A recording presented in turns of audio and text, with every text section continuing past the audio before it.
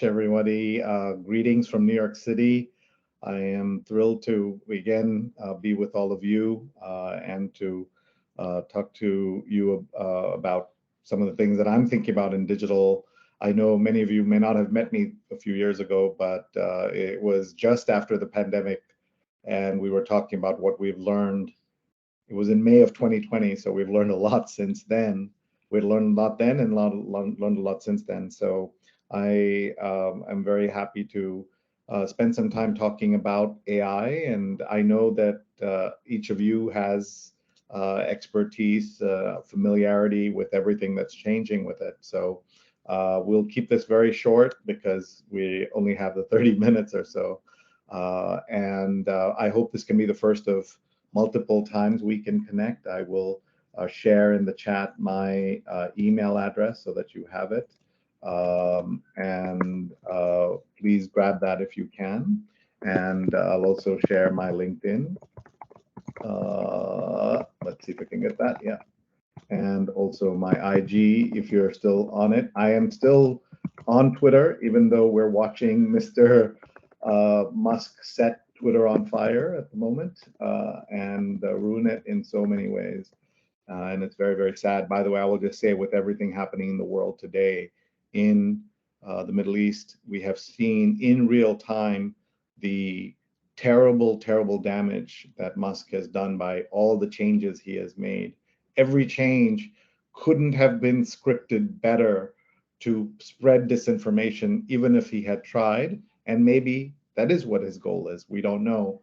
But starting with the Moroccan earthquake, the Libyan floods, now the war, all of it, the power of Twitter, which was so useful for emergency communications, for journalists, for verifying information, has become horrible and very sad. Some of you know all this already, of course. So let's get started.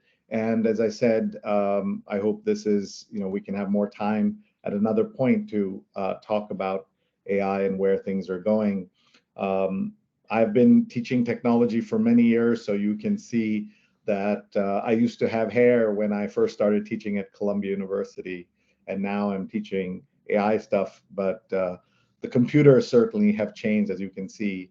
And over the decades, I've been teaching different kinds of technology for communicators, especially, but also people in other fields. And now I'm focused on AI. There was a time, some of the younger people here won't believe it, when I had to hold workshops on using email because people preferred fax machines. And I had to hold workshops on using Google because people preferred Lycos, Excite, Alta Vista, and Yahoo. And that's how life is, right? Technology changes. And I've been teaching for 10 years. I've been focused on social media, and I've taught thousands of people all over the world. My AI workshops are brand new, so I'm just learning and working on that. And we mentioned Oslo. I'm newly on the board of Nobel Prize Outreach, and I'm doing workshops in Oslo and Stockholm for our board and people around what's called the Nobel Sphere. One of my favorite sayings was said by a student who said that we do some jobs for money and some for the honor and privilege of doing the work. If we get to do both, we're lucky. And I think many of you are lucky in the sense that you're doing what you really want to do, and that's beautiful. I loved it so much I put it on the back of my business card. And I'll also, if any of you have your phone open, you can grab all the different ways in which you can connect with me. I will tell you that in 2020, QR codes were not used in America by almost anyone. And thanks to the pandemic, it was a forcing mechanism, thanks to menus, for people to use QR codes. And in the middle, I just wanted to show you the Blink card, BLINQ. And I know many of you love to meet in person, and that's the best way I have found for sharing cards in person and sharing contacts. The new version of the iPhone does have a way where you bring, if you both have an iPhone, you bring the phone near each other and you can share contacts. So that's a new exciting iOS 17 feature that I've not had a chance to try yet. But in the middle still is email, because email still matters. We'll talk about different aspects of AI. I know, again, there are experts in the room, but it's good to just have a kind of baseline conversation. This is a workshop. I do 60, 90 minutes. I've done a 3-hour version, so this is a very, very tight version. So please forgive me for going fast. As I think about the tech and all the problems with it, I think about this another technology, which are guns. And Martin Amis, the British novelist who died this year, had talked about bullets, right? That there are things you can do. You can't uninvent AI, but are there things we can do around AI to make it safer and better and more hopeful?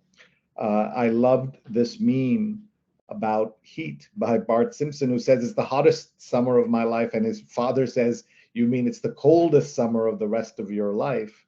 And I had to make a ChatGPT version where he says it's really scary, and his father says, "You mean it's the least scary, least powerful, least infiltrating everything in our lives, least available that it will ever be." And so that's why there's a lot of confusion at the moment. This cartoon about jobs being replaced, even the unemployment officer is going to be replaced by AI is a fear, especially in America compared to a lot of other countries, perhaps. And I loved what Daniel Pink had to say about this. Daniel, as some of you know, is a leading thinker about technology. And he says AI won't replace humans, but humans using AI will replace humans not using AI. And I thought that was a perfect way to frame what is happening with AI. So it's not AI is replacing humans, but AI, people using AI replacing people not using AI. But AI isn't new, as you know. Here is me in 2012 writing to Zeba, and it auto-corrected to Zebra. Here is Grammarly, which many of you know. And we will talk about, what exactly is AI versus non-AI, but this idea that the machines can help you because they can correct you and help you is something that has been around for a long time. There was a movie by Steven Spielberg in 2001 called AI, artificial intelligence. So this has been around, but something changed in October, as you know, 1 year ago, with the launch of ChatGPT. You can see here a 4-year-old AI startup raises $105 million, euros. Imagine all the companies that struggle to get any money, and here 4-week-old. Here's a lawyer who cited 6 fake cases as precedents, and the judge happened to catch it. Or Bild, the German tabloid, cutting 200 jobs, and they're saying some roles will fix it, and AI can help, and we don't know what it is, but it can help. There was a professor at the University of Texas who attempted to fail students because he thought they were using AI when in fact they were not using AI. And as a result of that, there's been a lot of turmoil in universities worried about this. I know I'm going really fast. If you have any questions or comments, if you can post them in the chat, pushbacks, corrections, new information, etc., are most welcome. Here is a vodka company launching an AI platform to help you have an AI-powered party builder. Don't even know what that is, but this is the way everyone's talking about AI. New issues. Can AI defame you? There's a lawsuit over that. There are lawsuits by people fighting back against AI and saying you cannot harvest our information, including the author of Game of Thrones and John Grisham, who's a popular writer. There's new pushback calling it the greatest IP theft in history. The New York Times, Guardian, BBC don't allow many AI companies to scrape their data the way they allowed them to crawl their data during, for search engines. So it's a very interesting moment we're in. Look how many different things are there with the law. On the lower right, the company called Clearview, some of you know, is used by police departments for facial recognition, and now it's available to defendants. So this is all very fluid. Things are changing so quickly. here I went into Bard and said, tell me who I am, who is Sree Sreenivasan. And in the final 4 paragraphs, it had 6 errors and things that I'd never heard of, things that don't exist, awards I had not won. And then it said Sree enjoys playing the guitar, hiking, and spending time with his family. The first 2 are not true. I don't play the guitar and I don't hike very much or at all. And my family doesn't like spending time with me, not the other way around.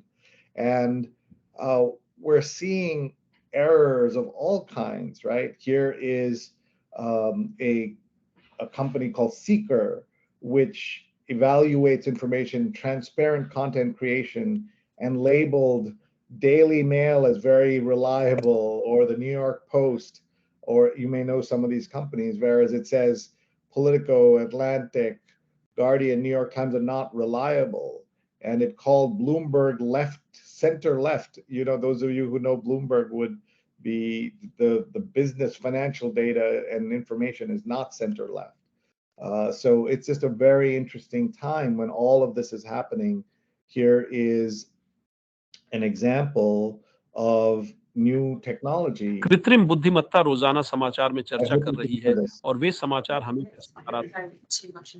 तकनीकी नेताओं और विशेषज्ञों द्वारा AI के संभावित So this is Gutierrez, and he doesn't speak any Hindi, but that translation looked pretty good, right? So this is what is in the air right now, and then very soon, ChatGPT can respond with spoken words. That has not happened before, and it has learned to talk. What does that mean for everything that's going on? You'll be able to address it just like you address, "Hey Siri," "Hey Google," all of that. By the way, the new Siri doesn't need the word "hey" anymore. You can just say Siri, and it will launch it on the new iOS. So lots of changes coming.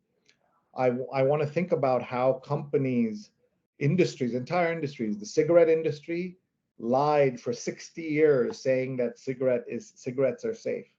The oil and gas industry are lying today saying that they don't cause all the changes happening.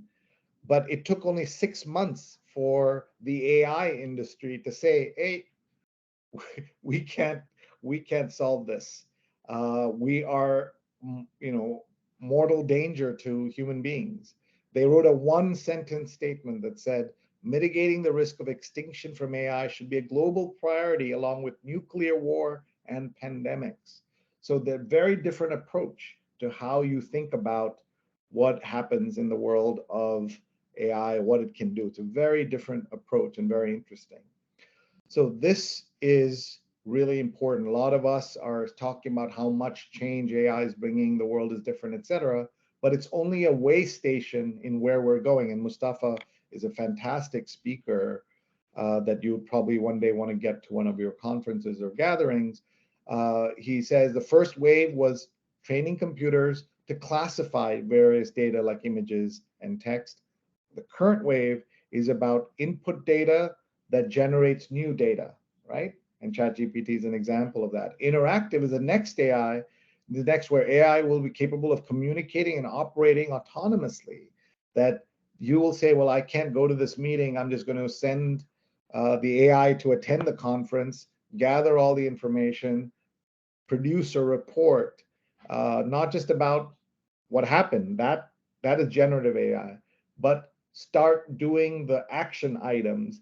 That's iterative or interactive AI, right? So that's the new world we're all heading to, and it's pretty interesting / scary as we think about this.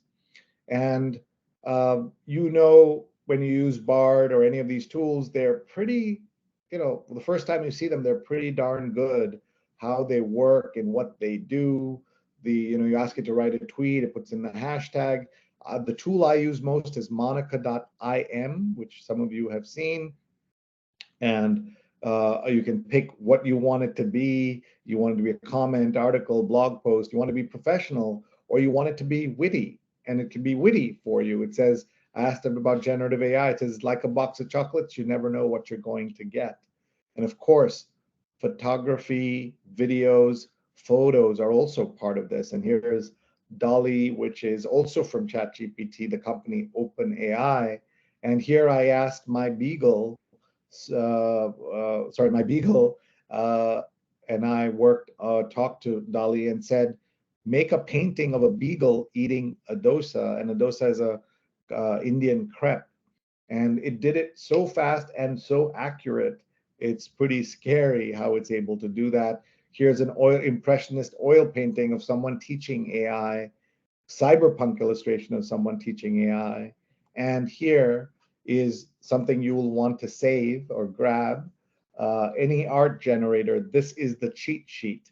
So an adjective, a creature, a verb, and what style do you want it in? Do you want it like Van Gogh? Do you want it, do you want it to be a pencil drawing? Whatever. This is the cheat sheet. This is the template to get you started. So always thinking about what are ways in which we can use this and make it helpful to the work we're doing. One of the things you learn as you doing these, I did these workshops for Eastern Africa and UN migration. And there we looked at this image of this motorcycle. To my eyes, it's a perfect motorcycle, but experts will tell you this is not an accurate motorcycle. And that's the danger of AI. One of the dangers is that things that we know are wrong, like this is obviously wrong, right? This obviously anybody can tell it's wrong. That's easy. The problem is this: when you don't know it's wrong, like this is easy, this is not easy, right? So how do we as humans, as professionals, learn what is real, what is not, and how do we use it? You've probably seen these videos called Deep Tom Cruise. And if you watch it, you will hear and see someone who looks exactly like Tom Cruise, but is not Tom Cruise. I'm just going fast because of sorry.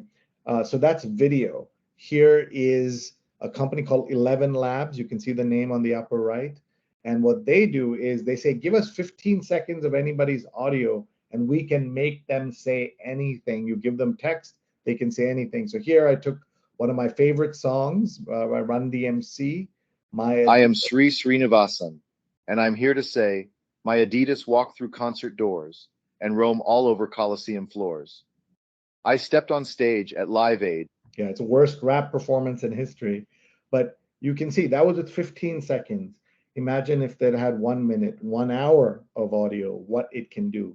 And with next year's elections coming up in the US, in India, in England, we're going to see enormous problems thanks to this technology.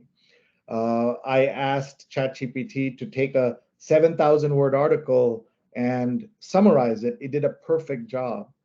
And then it made a mistake in the first 5 words, right? It's a nonfiction account. It said it's fiction.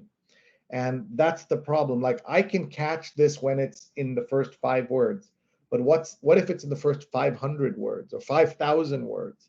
That's where we're going to get in trouble. And there are a lot of tools that you can use back and forth that help you figure out if something indeed is from AI or not. And that's kind of hard to find and figure out because it's a cat and mouse game. So these use cases we're not going to go because we don't have time, but you have the presentation and you can grab it and take a look at those yourself. I'll just show you a couple, especially since we're here with somebody from Denmark. Our fearless leader is from Denmark. So I'm going to show you the DJ app inside Hey, what's up? It's me, X. Hope you're Spotify. doing all right. I'm going to get your Thursday music started with some songs you know. John Mellencamp first. And that's an example of how AI is permeating so many things we do. In Zoom, they have now on the bottom, you can see something called AI Companion, where you just type in the chat, what are the action items? And it will give you the action items. You say, catch me up, and it will explain what happened. It's either really cool or really scary as you're looking at this. I don't know if Zoom has, if Teams has that feature yet. My favorite is the angry email translator, where you type in something angry and it will make it very soft and gentle for you to send to somebody. So I love playing around with this. So check that out. LinkedIn now has AI, Google Docs has AI, Gmail has AI. These are all different ways in which AI is permeating everything in our lives. So the last slide I want to show you is this one. We think about AI affecting marketing, communications, journalism, art world, photography, and it's true. But look at the top 100 companies in AI. Look at the industries, from materials and manufacturing, gaming, fashion and retail, energy, healthcare, of course, uh, smell tech, uh, climate tech, right? So this is permeating everything we're doing. And this is an important moment for all of us to try and figure out what's going on. So what I'm going to do now is take some questions. I'm also going to go to the beginning of the presentation. So those of you, if you joined late, Thank you you, can Sree. grab the URL here and we can talk. So back to you. That's great. Thank you so much. That was really, really good. Lots of good stuff in there. I loved all the references to the novelist, Steven Spielberg, angry email generator. But why don't we take the question in the chat about bias? Would you mind commenting on that? Because I think that's a big one. Sure, bias is a huge problem. And again, I'm sorry that this is all so quick, because these things deserve more time.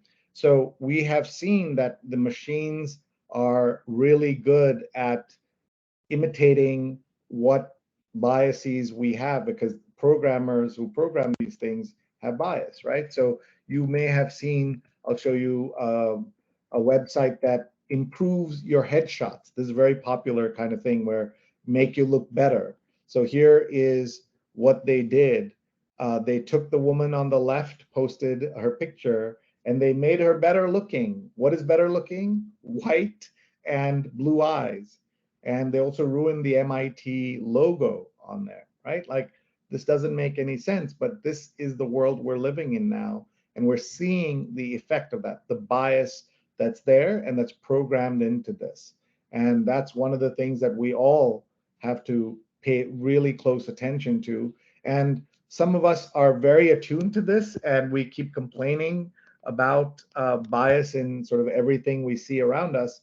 But sometimes it's not bias, right? So some of you know that if you have dark skin, when you go to wash your hands, the tap doesn't work, or the soap doesn't work, the faucet doesn't work. And I was in Paris at the Baccarat Museum, where they say, we have the world's most beautiful bathroom, please visit. So of course I visited it, and I put my hand and no water was coming up. So I was like, aha, racist toilet. And I was going to, tweet and be angry. And it turned out it was a foot pedal, not a hand. There was no motion sensor. And that was like a revelation to me, that when you're looking for bias, racism, everything, there is a lot of that, absolutely. But sometimes it's user error. So bias is something that we need to pay a lot of attention to. Other comments? Thank you, Sree. I just wanted to go back to kind of the, if you like, almost a problem statement for this call. Like, this was your non-scary guide to AI, and what you give us is basically a Simpsons cartoon telling us that this is the least scary it is. Yeah, so that's a good point. Some people have said to me, Sree, so where's the non-scary part? So I will say that what is non-scary to me is that I believe that we will win, that I believe that Team Human will survive, and that we will do fine, as long as that military AI connection that we saw in things like Terminator don't happen. Like, that's a different question, right? But in terms of everyday use, I believe that expertise is going to matter more than ever. So it's like, I have this fancy iPhone. I take a good picture, but someone who is trained, he can take, or she can take, a better picture, right? So in a world where everyone is a writer, everyone's an AI user, the trained AI user is going to stand taller. This concept of prompt engineering, of prompt writing, is going to be in every job description that is relevant, right? And people are going to say, I have advanced prompt writing skills if they've not already. So that's that moment. So I'm hopeful. And I go back to what Daniel Pink was saying about who is going to survive. The jobs, as we are worried about, is a serious thing, but we don't know how that's going to evolve. Great. Thank you, Sree. We do have actually time if anybody wants to volunteer, question, comment, reflection. I know we have Lasse on the call. I see you there. Any reflections from your side, Lasse? I know you work a lot with AI as well. Yeah, but I just want to, I think one of the things that actually made me think a lot was when Sam Altman a couple of weeks back said that hallucination is a feature, and if we want truth, we have other tools for that, like databases. It made me think a lot about what this is and how, the way it's operating is basically covering up the ground between these points of truth that we have everywhere. And that made me think in a way more positive way about what it's doing. Like when you're approaching a fog, that's how I envision it. You always see what am I standing on, and then you anticipate what's coming. And I see the same thing, because you don't run into a fog if it's swamp, but if it's concrete, maybe you will run, right? And it's the same thing it's doing. It's just connecting things that could not be connected otherwise. And I think if you look at it that way, that becomes a superpower that you can then utilize to create more and also understand more that we couldn't do before. Like unstructured data suddenly becomes structured or can be approximated structured. And I think it really made me think a lot, because I've been having trouble seeing, my way through the hype actually over the last half year, like everyone else, I think. This made me think in a wholly different direction. And I actually agree with him. I actually liked his statement very much, even though everyone was provoked by it.